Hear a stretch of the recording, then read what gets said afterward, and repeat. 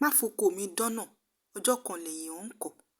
Gbajúmọ̀ òṣèré bíi tíátà lẹ̀ wá yẹn DAYO AMUSA ti jáwé akíwọ́wọ́ fáwọn tó máa ń wá àwọn òṣèré tàbí àwọn gbajúmọ̀ tuurutu lórí ẹ̀rọ ayélujára tí wọn kì í jẹ́ kó mí tàbí lẹ́nu ọ̀rọ̀. DAYO AMUSA ti jáde fún wọn báyìí o, ẹ gbọ́ ohun tó sọ. To respond to you with a video and not just responding to you by, typing.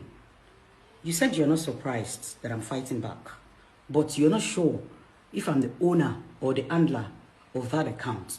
Well, for who cares to listen, I am DAYO AMUSA and I am the owner and the handler of that account. DAYO AMUSA. Utuge. You people will start coming after, public figures. As if they are the problem. They are everybody has choices. Everybody has choices. You understand? And I have said it before and I'm repeating myself again. If you want to fight dirty, I will go that route with you. Maba efiara year or four.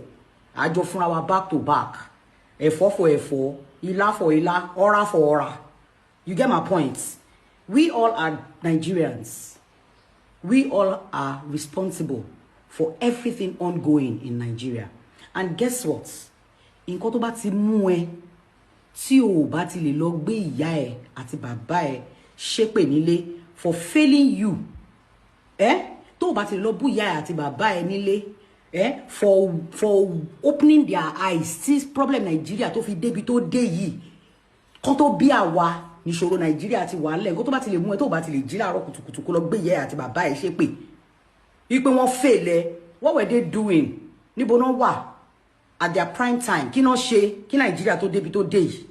If you cannot curse your parents, don't come cursing on my page. If you do, màá rán ẹ sí ìyá ẹ, màá rán ẹ sí bàbá ẹ, màá rán ẹ sí olórí ẹbí ilé yín. Enough is enough. Ẹ̀yin èèyàn wa, kí lẹ rí sóhun tí gbajúmọ̀ òṣèrébìnrin tíátà lẹ̀ wá DAYO AMUSA sọ nínú fọ́nrán yìí gẹ́gẹ́ bó ṣe wá fún àwọn tó máa ń wá àwọn òṣèré tuurutu. Ẹ jẹ́ ká mọ̀ ní abala àríwí sí comment section. Ẹ jọ̀wọ́ ẹ like, share fídíò wa. Ẹ ṣé gan-an ni fún àtìlẹ́yìn. A dúpẹ́ àmọ́ lórí.